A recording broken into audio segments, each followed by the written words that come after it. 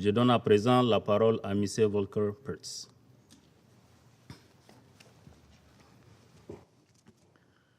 Monsieur le Président, members of the Security Council, I'm grateful for the opportunity to brief you again on the situation in Sudan. In the last 6 weeks, Sudan's political transition has been undergoing its greatest crisis to date. This crisis is not over yet, but discussions on a way forward have begun. The military takeover of 25 October and the arrest of Prime Minister Hamdok, senior officials and political activists triggered widespread protests and condemnation. At least 44 people were killed and hundreds have been injured as a result of excessive use of force by security forces. This has deepened the crisis and mobilized the so-called street, which continues to organize regular mass demonstrations. Against this backdrop, I have cautiously welcomed the 21 November political agreement between Prime Minister Hamdok and Lieutenant General Burhan, which was reached after weeks of domestic and international efforts to find a way out of the crisis. The agreement is far from perfect, but it can help to avoid further bloodshed and provide a step towards comprehensive dialogue and a return to constitutional order. The agreement faces significant opposition from a large segment of Sudanese stakeholders, including parties and associations within the Forces of Freedom and Change, resistance committees, civil society organizations and women's groups. I've met with these and other stakeholders. Many feel betrayed by the coup and now reject any negotiations or partnership with the military.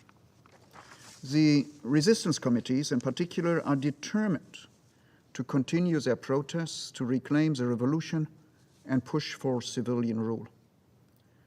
While the overwhelming majority of protesters remain peaceful, small groups who are using violence have recently appeared.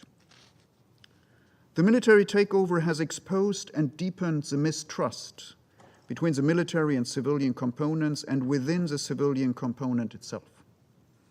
And the 21 November agreement has not led to a rebuilding of lost trust. Forthcoming decisions on government formation, high-level appointments, and the establishment of transitional institutions will test the will and the ability of the stakeholders to seek a common way out of the crisis.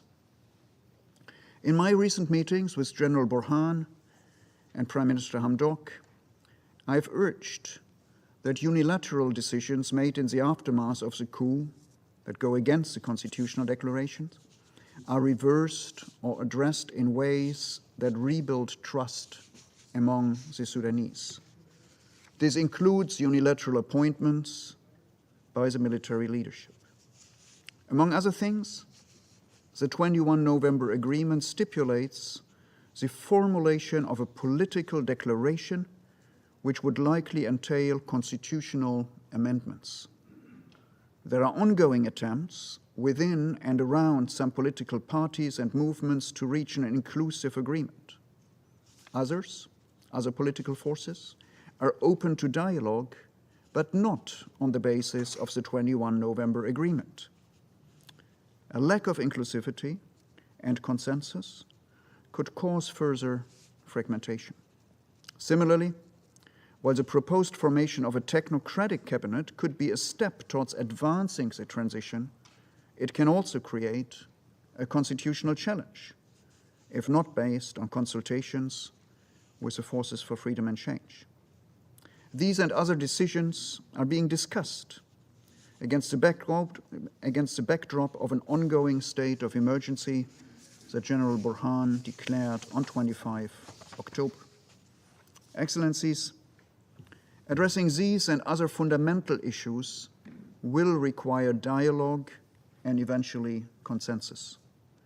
We have made clear that UNITAMS is prepared to facilitate an inclusive dialogue, both to address unresolved issues for the transitional period and to deal with broader constitutional questions as part of the constitution-making process.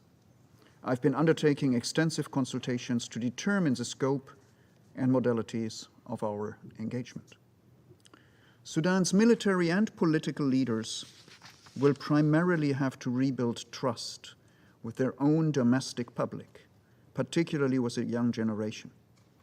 Immediate confidence-building measures and a visible commitment to bring the country back on a democratic transition path will be key. Similarly, Sudanese authorities will need to take demonstrable steps to regain financial, economic, and political support from the international community.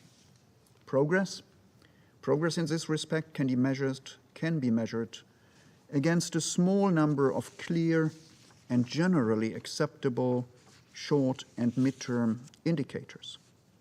For the immediate term, the main indicator has been the release of all political detainees, cease of arbitrary arrests, and the guarantee of the right to peaceful protest and assembly.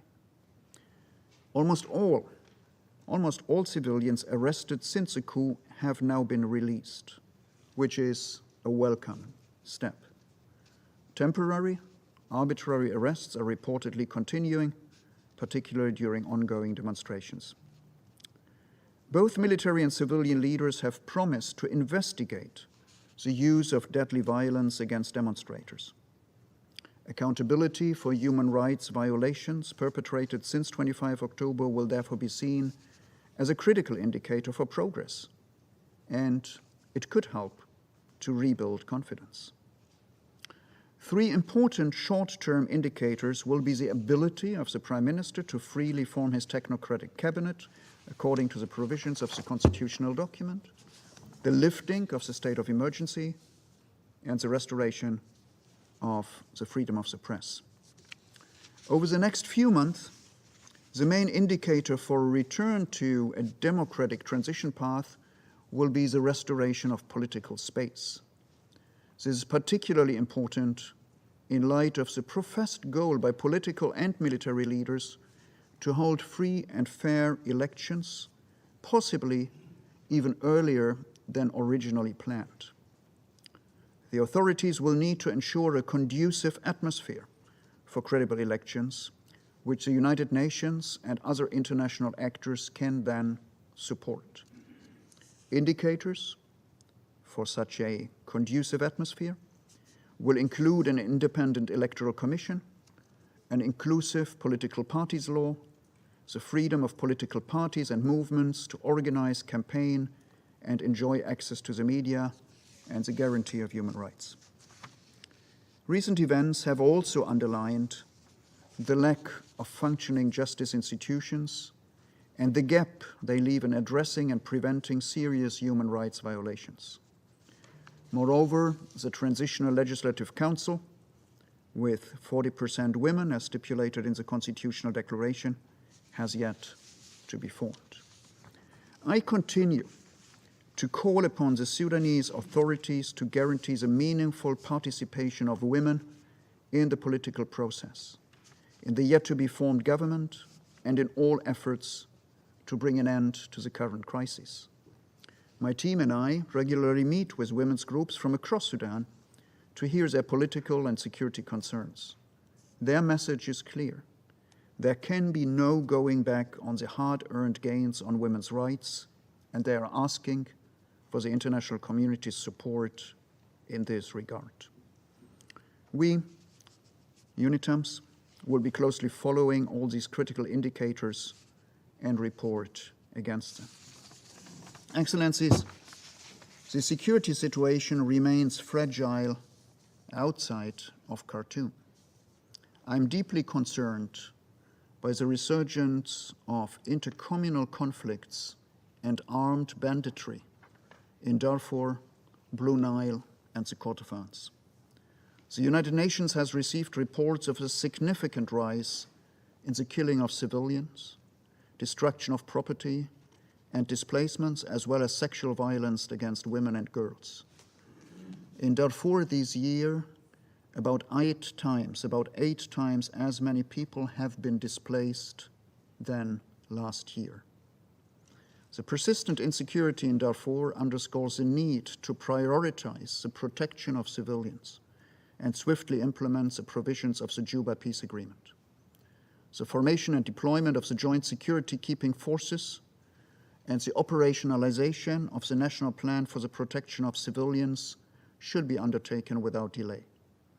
The situation in the East will also remain unstable if a political solution is not found soon.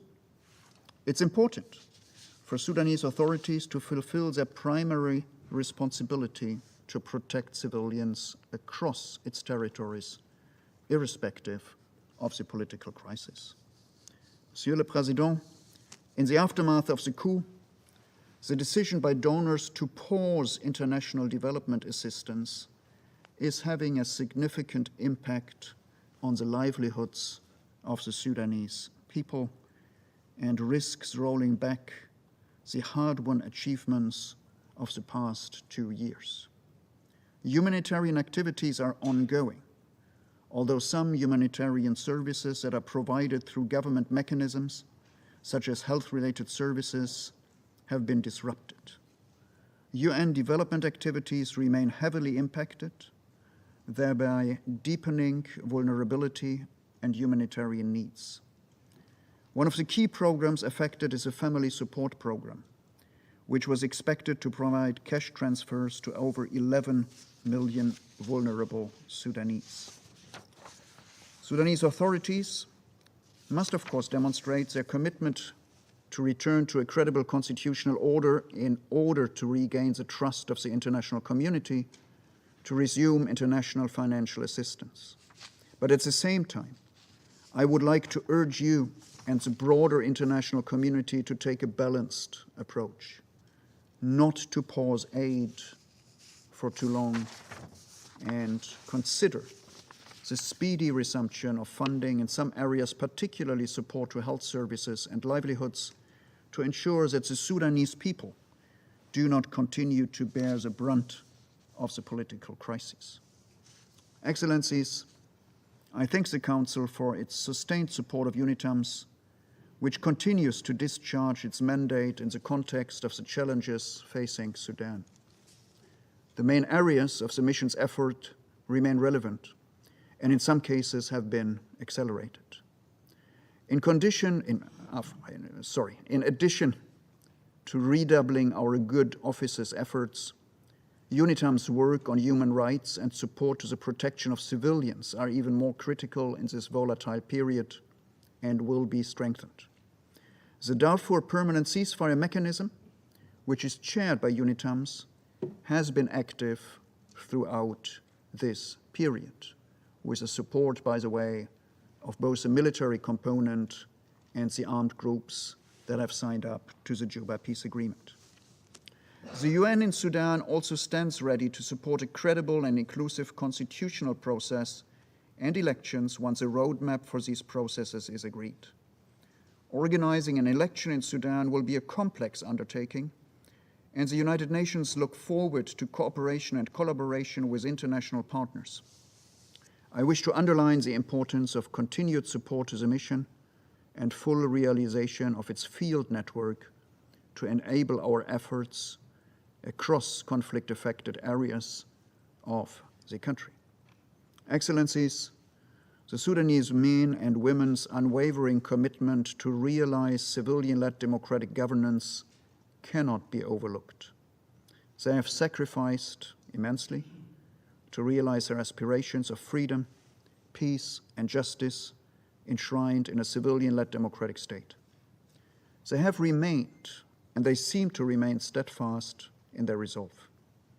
I would like to take this opportunity to reiterate the continued commitment of UNITAMS to support the Sudanese people to realize these aspirations and to thank this Council for its support to our endeavors. Merci beaucoup. Thank you very much. Je remercie M. Perthes de son exposé. Je vais à présent donner la parole aux membres du Conseil qui souhaitent faire des déclarations. Je donne la parole au représentant du Royaume-Uni.